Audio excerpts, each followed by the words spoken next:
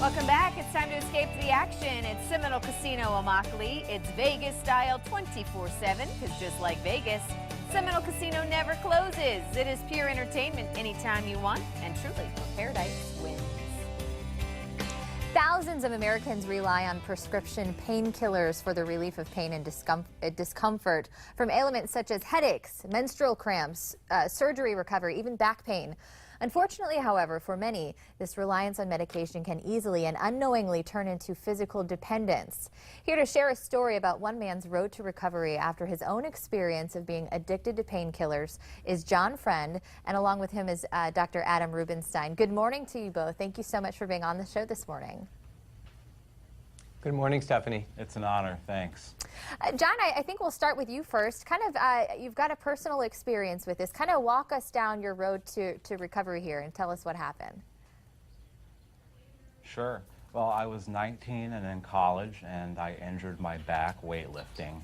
And I became addicted to OxyContin, and my life became totally revolving around getting more and more of the same prescription, and ended up trying others, and I constantly had to take them to feel good, to feel normal, and not to get high. And finally, I discovered that there was a special treatment called Suboxone sublingual film, which I get at the privacy of my doctor's office, and it's a prescription that I take daily. And it gives me the ability to not be burdened by addiction and to have clarity and to be able to focus on my life and get back everything that I lost and regain lost relationships. It's truly, in my situation, has saved my life. Dr. Rubenstein, why are so many people struggling with a dependence on painkillers? Well, let's just frame the problem. This is actually an epidemic in America. In 2013, there were nearly 2.4 million reports of people aged 12 and older in the U.S. who are abusing or dependent on opioids. That is a huge number. And in fact, these medications are available everywhere, and they can ruin lives. They affect, I see this in my practice, not only my own patients, but their friends, family, their employers, and the whole community.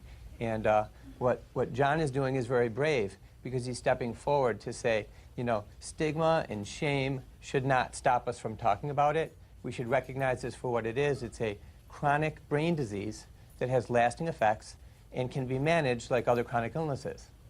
And John, we're glad to see that you got help with this and that you're in a good condition now. Why share your story about this? What do you want people to know and take away from your experience?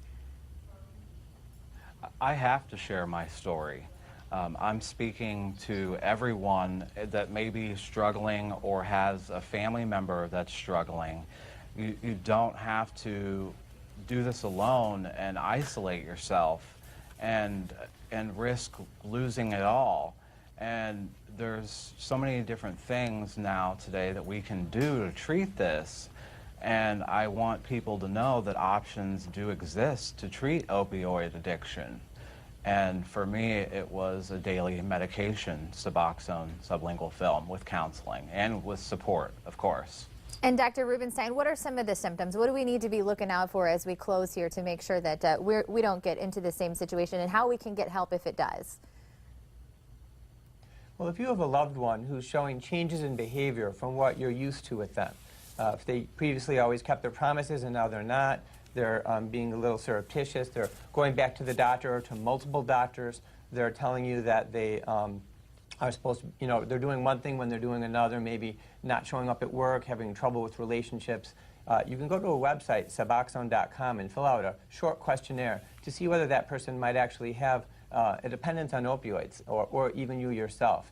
And if you think someone has this problem, reaching out to a doctor in your community is the way to go, because there's physicians all over America who are trained to actually treat this problem like any other chronic medical condition. Thank you both so much. And John, thank you so much for sharing your story. If you want more information on this and to hear more on John's story, all you have to do is log on to our website. That's going to be at fox4morningblend.com.